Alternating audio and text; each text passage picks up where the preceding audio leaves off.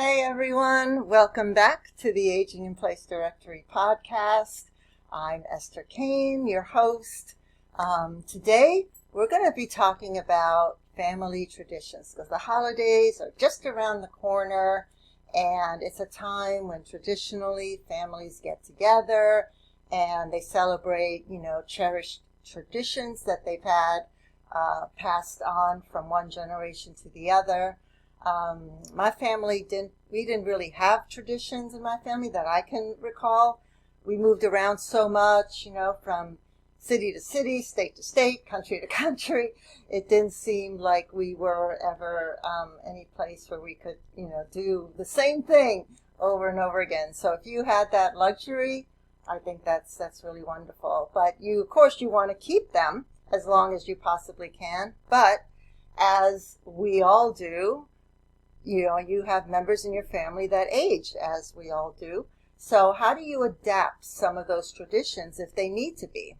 So I'm going to talk about 8 different subtopics on this issue, and I hope that the information is useful for you. Of course, before I get started on that, subscribe to our podcast. If you're watching this on YouTube, subscribe to the YouTube channel. We appreciate each and every single one of our subscribers. And we put out a podcast and video every single week. All right, so why do traditions even matter? Why do people even do them? Well, traditions are really more than just routine events, not, something that you do all the time. They're really the heart of family life. They're the sense of security. You know that your family does this, does these things for these particular holidays, whatever holiday it is, Thanksgiving, Halloween, Christmas, Hanukkah, whatever. It's a sense of familiarity. And as family members age, though, traditions sometimes need small adjustments, to accommodate everyone. I mean, it could be anything from, changing the traditional menu to accommodate dietary needs, to changing seating, to accommodate mobility problems, anything at all. So embracing these changes is really a very loving act towards the people who need them. But you're still keeping the same tradition. You're just altering it a tiny little bit. All right, so the second thing I want to talk about is open communication, because it's the most impactful way to adapt family traditions, to talk about it. Talking openly with your loved ones about their needs and their concerns can really prevent any misunderstandings at the holiday event, at the table. And it allows everyone to contribute to a solution to that tradition. It's a great way to get everyone together before you get together. And it's especially important with aging family members, who may not always, voice their thoughts. Some have no trouble voicing their thoughts, but for the ones that do, they may feel they don't want to interfere, they don't want to be, singled out, or they don't want to change things just for them. But if you do it for them, if you acknowledge them in that process, if you talk to them about it, then I personally think that makes them feel extra special. I have certain dietary needs, and my friends know that. So when I'm invited there for dinner, they always make sure to either make a separate thing for me or to make the entire meal, dairy-free. That's what I can't have dairy. So they accommodate me, and it's an extremely loving thing to do, because I know they would normally eat something piled with butter and cheese, but for me, they don't, which I think is very loving. So your family member would also feel that way, I'm sure.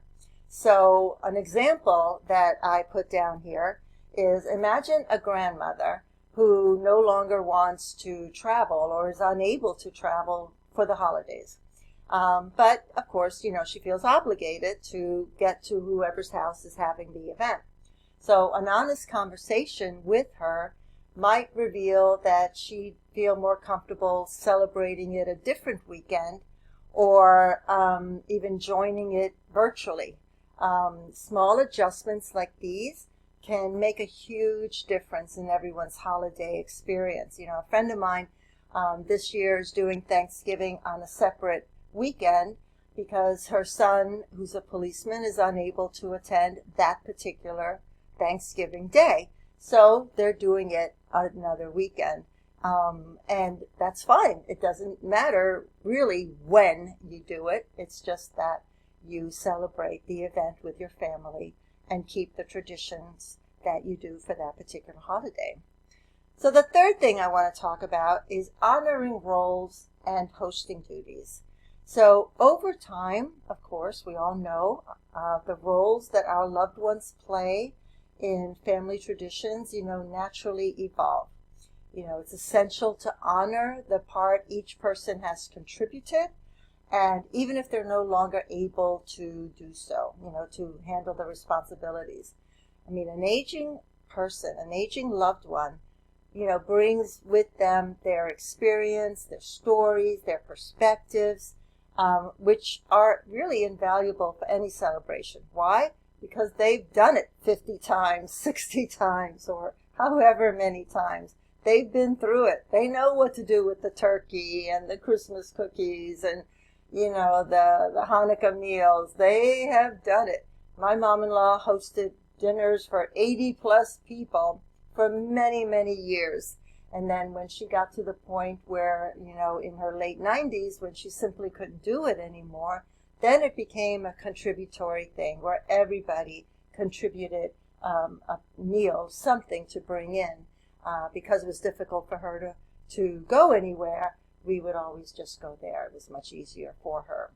So consider asking them if they can't contribute with making the meal or with setting up the table or even hosting at their home.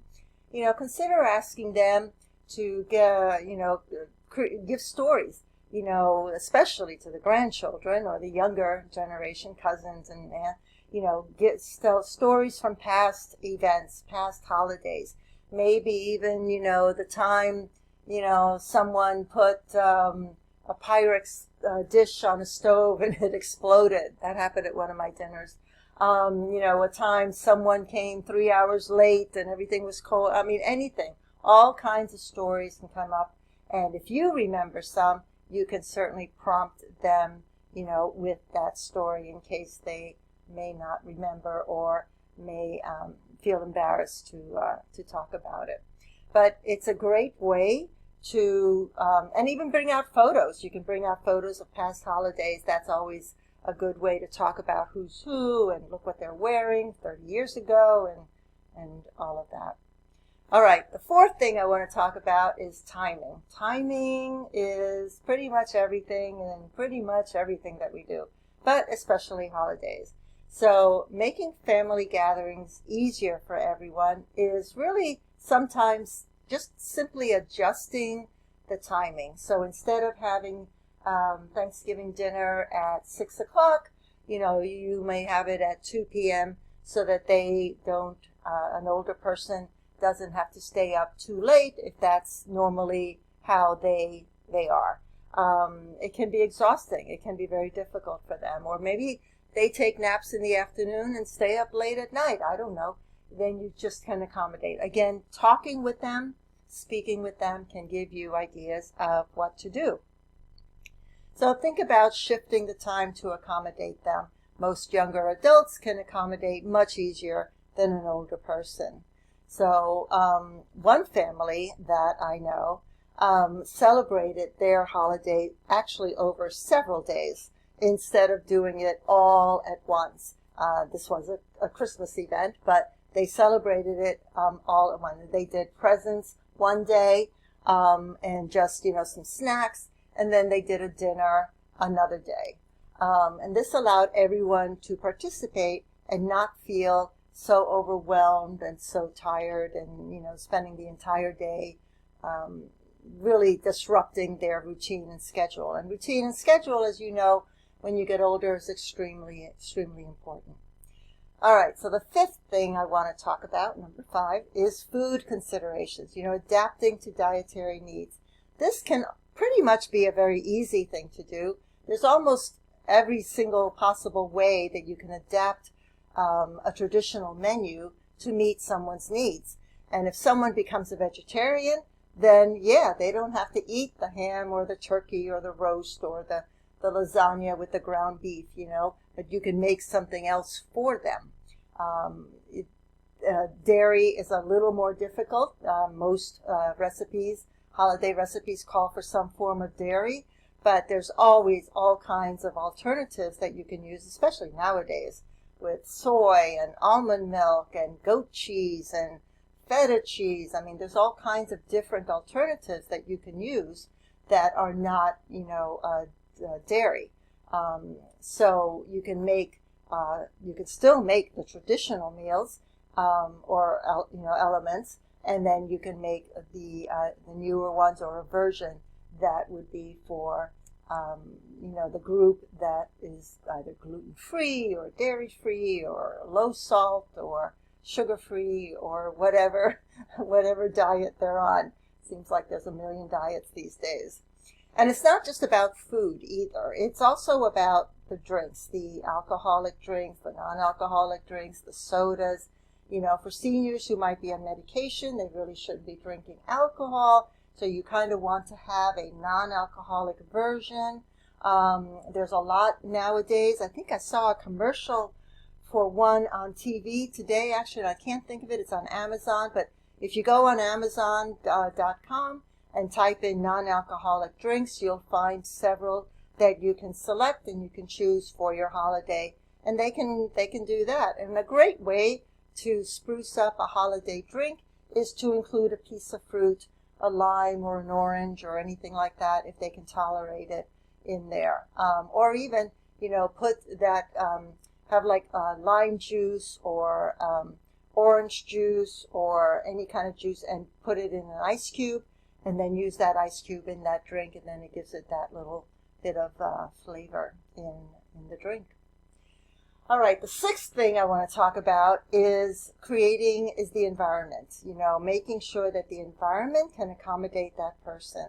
For older family members that may have hearing or vision impairments, you want to make sure to seat them where if they can hear well on their left ear, then you want to make sure to seat them in a way that they can hear the person next to them, or the table from their left ear. Maybe put the right ear, have that side towards the wall.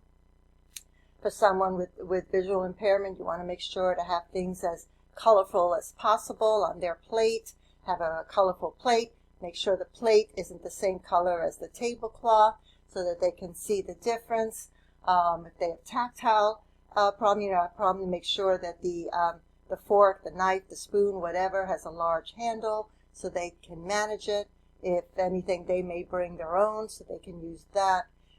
Just simple adjustments, things to accommodate whatever it is that person needs. And again, communicating with them can help you to understand what they may need, and then they can bring what they need so that they can enjoy the dinner and the events along with everybody else. It's the same event, it's just a little different to accommodate that person or persons. All right, number 7 is I wanted to talk about if you have a loved one with dementia. But this creates a whole nother layer, and it's very difficult to talk about this particular issue because it depends on what stage of dementia they're in. It depends on what symptoms they're showing. Everyone is basically a little different when it comes to that terrible disease of dementia. So traditions can be very difficult to keep for people with dementia, not only because of memory issues, but because of behavioral issues. For someone with dementia, it's usually better to have a very quiet environment. Routine is extremely important for someone with dementia. So you want to make sure to keep, if you can, to keep things small. It may be that with that the celebration that you have with that person with dementia is just maybe the immediate family, maybe just a few people. Keep it quiet, keep it simple, not too long, not too many hours. And then you can have another celebration with the rest of the family, or maybe that person can just come for an hour for that second celebration, and then, then leave and go home. I mean, if they can't participate in the same way that they used to, then, do what they can. And again, that's where the communication comes in. When you're speaking with their caregiver, what can they do? Can they help to set the table? Can they help to make the mashed potatoes? Can they, whatever. Use them, have them participate in that. Because, of course, everybody wants to be useful and everybody wants to be needed. So you want to incorporate that. But you want to keep the time short, not too long, most often, not certainly every single person with dementia. And you want to keep the environment fairly quiet and the routine fairly. So if they tend to eat normally every day at 5 o'clock, then you want to have your meal at 5 o'clock. It just keeps, it's your way of trying to avoid any upheaval or any behavior, because for someone with dementia, the world is already extremely confusing. And when things get out of routine, then it becomes even more confusing. And you and I both know that when we become confused with any situation, it's very easy to get agitated. And that would be exactly the same with someone with dementia. But, to make it easier for them also, you can put name tags on people so that they can see it. You can have photo albums, and have conversations with them about the people in the photo albums. But normally, long-term memory is usually intact for a very long time. For the first several stages of dementia, long-term memory is there. It's the short-term memory that gets defunct with older adults with dementia. So think of ways and communicate with their caregiver on how to make the event as peaceful and loving for that person and for everyone else as well. All right, so the very last thing I want to talk about is embracing new traditions, is evolving.